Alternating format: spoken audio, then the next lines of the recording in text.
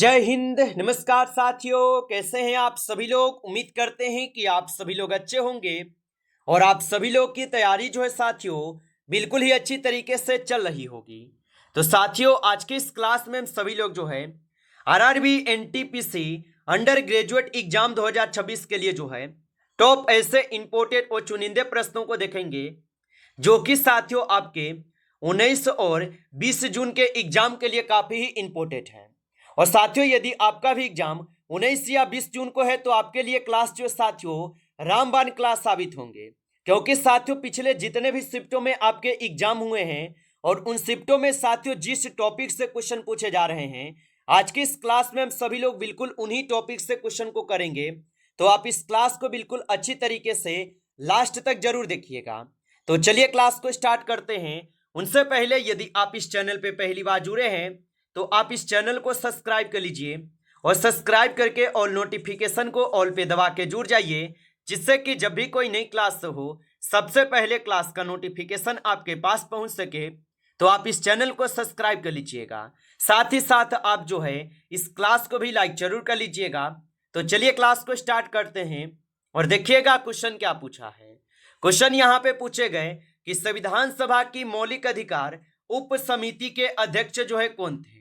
चलिए बताएंगे। ये सभी क्वेश्चन जो है काफी इंपोर्टेंट और चुनिंदे क्वेश्चन है जो कि आपके एग्जाम में 100% आपको ये सभी क्वेश्चन जो है पूछे जाएंगे। और बताइएगा आप यहाँ पे कि संविधान सभा के मौलिक अधिकार उप समिति के अध्यक्ष जो है कौन थे। तो याद रखेंगे इनके अध्यक्ष हो जाएंगे यहाँ पे आप सभी लोग का कौन। तो आप बताएंगे इनके अध्यक्ष थे आपके जेबी कृपलानी। ऑप्शन यहाँ पे बी सही जवाब है, जेबी कृपलानी होगा। चलिए अगला प्रश्न यहाँ पे देखिएगा। 2 नंबर क्वेश्चन क्या पूछे गए हैं। भारतीय अंतरिक्ष अनुसंधान संगठन का संस्थापक जो है कौन थे। तो भारतीय अंतरिक्ष अनुसंधान संगठन के संस्थापक कौन थे। तो इनके संस्थापक थे यहाँ पे कौन। तो आप बताएंगे विक्रम साराभाई। ऑप्शन यहाँ पे बी जो इस क्वेश्चन का सही जवाब है। आगे देखेंगे अगला प्रश्न यहाँ पे दिए गए हैं कि इसरो का पुराना नाम जो है क्या था। चलिए बताएंगे कि इसरो का पुराना नाम क्या था। तो इसरो का पुराना नाम जो है क्या हो जाएंगे। तो यहां पे आप इस क्वेश्चन का सही जवाब ऑप्शन ए करेंगे। ऑप्शन ए सही जवाब है। चलिए अगला प्रश्न देखिएगा। 4th नंबर क्वेश्चन है कि इनको स्पॉर का नाम बदलकर इसरो को किस वर्ष जो है किया गया था। तो इनको स्पार का नाम बदलकर इसरो जो है ये किस वर्ष किया गया था। तो ये किए गए थे आपके 1969 में। ऑप्शन यहाँ पे बी सही जवाब है। चलिए अगला प्रश्न यहाँ पे देखेंगे। प्रश्न पूछा गया है भारतीय मौसम विभाग के अनुसार पोस्ट मानसून का समय कौन सा होता है। तो भारतीय मौसम विभाग के अनुसार पोस्ट मानसून का समय कौन सा होता है। तो याद रखेंगे यहाँ पे हो जाएंगे अक्टूबर से लेकर दिसंबर। ऑप्शन यहाँ पे बी सही जवाब है। आगे देखिए अगला प्रश्न यहाँ पे दिए गए हैं और प्रश्न पूछा है भारतीय संविधान का कौन सा अनुच्छेद कानून के समक्ष समानता की बात करता है। तो भारतीय संविधान का कौन सा अनुच्छेद कानून के समक्ष समानता की बात करता है। तो यहाँ पे इस क्वेश्चन का आप सही जवाब ऑप्शन यहाँ पे आप सभी लोग का जो है बी हो जाएंगे, अनुच्छेद 14। ऑप्शन यहाँ पे बी सही जवाब है। चलिए अगला प्रश्न यहाँ पे देखेंगे और प्रश्न क्या पूछा है कि 1857 का विद्रोह किस स्थान से जो है शुरू हुआ था। तो 1857 का विद्रोह किस स्थान से शुरू हुआ। तो यहाँ पे आप 7th क्वेश्चन का सही जवाब ऑप्शन बी करेंगे, मेरठ से। ऑप्शन बी सही जवाब है, मेरठ से होगा। चलिए अगला प्रश्न यहाँ पे देखेंगे। भारत के राष्ट्रपति की पॉकेट बीटो की शक्ति जो है अधिकतम समय सीमा क्या है। तो भारत के राष्ट्रपति की पॉकेट बीटो की शक्ति की अधिकतम समय सीमा जो है आपके यहाँ पे क्या होगा। तो याद रखेंगे इनका हो जाएंगे यहाँ पे अनिश्चित काल तक। ऑप्शन यहाँ पे सी सही जवाब है, अनिश्चित काल तक होगा। आगे देखेंगे अगला प्रश्न यहाँ पे 9th नंबर है। संसद के सत्र को चलाने के लिए आवश्यक कोरम कितना है। तो संसद के सत्र को चलाने के लिए आवश्यक कोरम जो है आपके होते हैं कुल सदस्यों का 1/10। ऑप्शन ए यहाँ पे इस क्वेश्चन का सही जवाब हो जाएंगे, याद रखेंगे। चलिए अगला प्रश्न देखिएगा और प्रश्न यहाँ पे क्या पूछे गए हैं 10th नंबर कि रंदिया सिल्क के लिए किस राज्य को हाल ही में जीआई टैग जो है मिला है? तो ये किससे मिले हैं? तो ये मिले हैं मेघालय को। ऑप्शन बी यहाँ पे सही जवाब करेंगे, मेघालय को मिला है।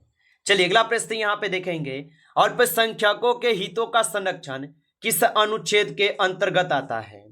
चलिए बताएंगे आप कि अल्पसंख्यकों के हितों का जो संरक्षण है ये किस अनुच्छेद के अंतर्गत आता है?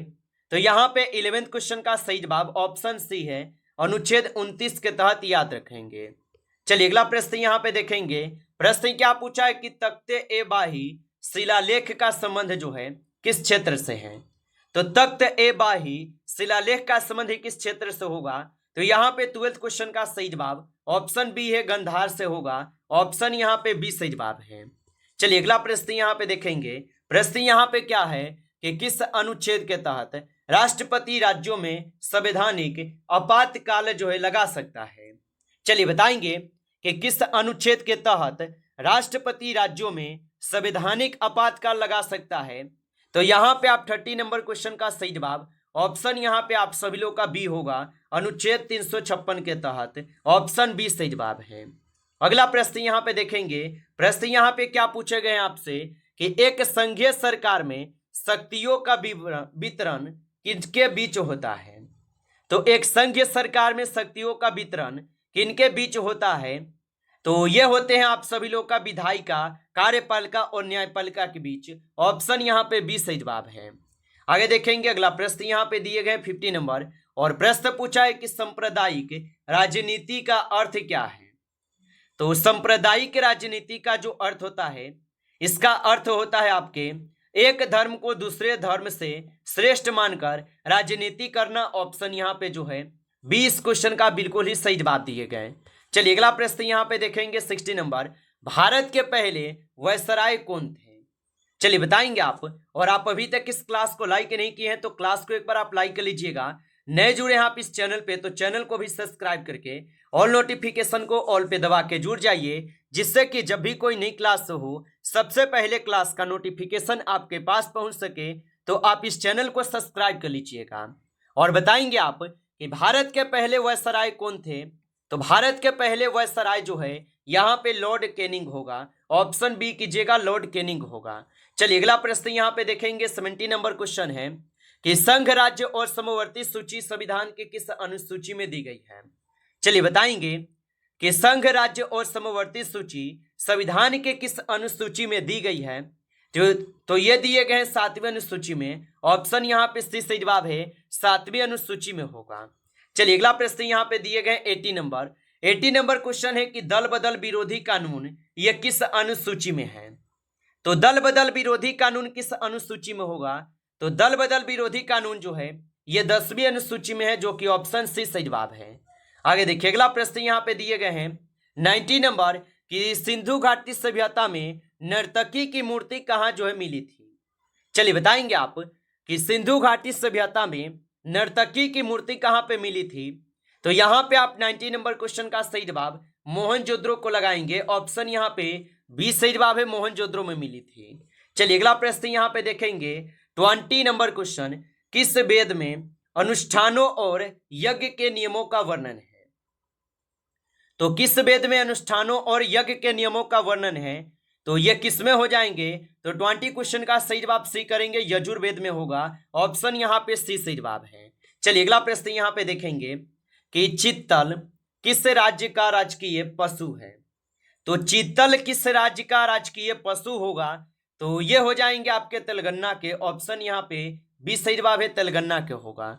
चलिए अगला प्रश्न यहाँ पे देखेंगे, प्रश्न क्या पूछा है, गौतम बुद्ध ने अपना पहला उपदेश किस भाषा में दिया था?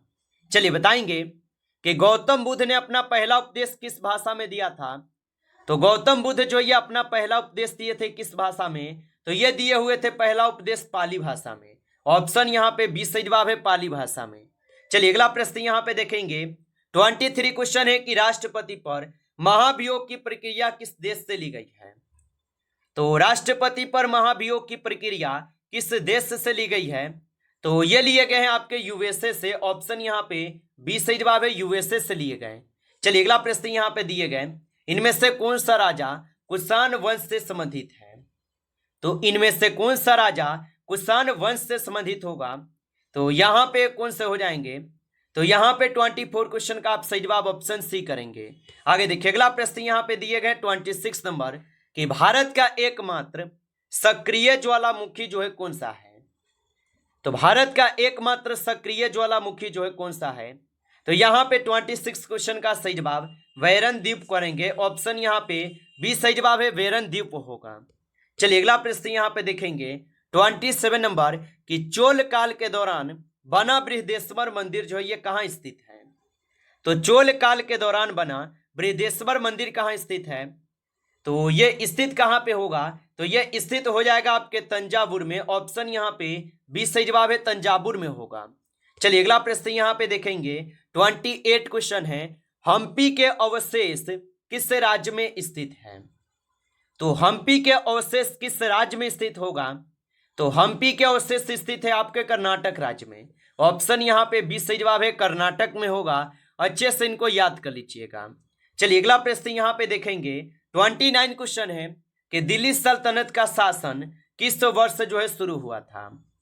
तो दिल्ली सल्तनत का जो शासन है ये किस वर्ष से शुरू हुआ था, तो दिल्ली सल्तनत का जो शासन है ये शुरू हुए थे 1206 में। ऑप्शन यहाँ पे बी सही जवाब है, 1206 में हुए थे।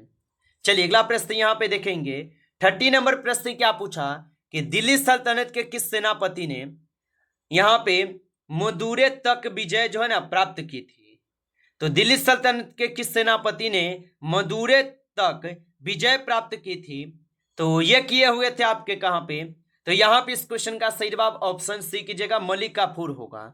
चलिए आगे देखिए अगला प्रश्न यहाँ पे 31 है और 31 नंबर प्रश्न क्या है, मनु भाकर और सर्वजोत सिंह ने पेरिस ओलंपिक 2024 में किस देश को हराकर पदक जीता है। तो ये दक्षिण कोरिया को हराकर पदक जीते। ऑप्शन यहाँ पे बी सही जवाब है। चलिए अगला प्रश्न यहाँ पे पूछे गए प्रश्न क्या पूछा है कि चंदेरी का युद्ध 1528 बाबर और किसके बीच हुआ था। तो चंदेरी का युद्ध 1528 बाबर और किसके बीच हुआ था, तो ये हुए थे किसके बीच, तो याद रखेंगे ये यहाँ पे मेदिनी रॉय के बीच होगा। ऑप्शन सी सही जवाब है। चलिए अगला प्रश्न यहाँ पे देखेंगे कि राजस्थान के प्रसिद्ध आमेर किले का निर्माण मुख्य रूप से किसने कराया था। तो राजस्थान के प्रसिद्ध आमेर किले का निर्माण मुख्य रूप से किसने कराया था, तो ये कराए हुए थे आपके कौन, तो याद रखेंगे राजा मानसिंह होगा। ऑप्शन यहाँ पे बी सही जवाब है, राजा मानसिंह।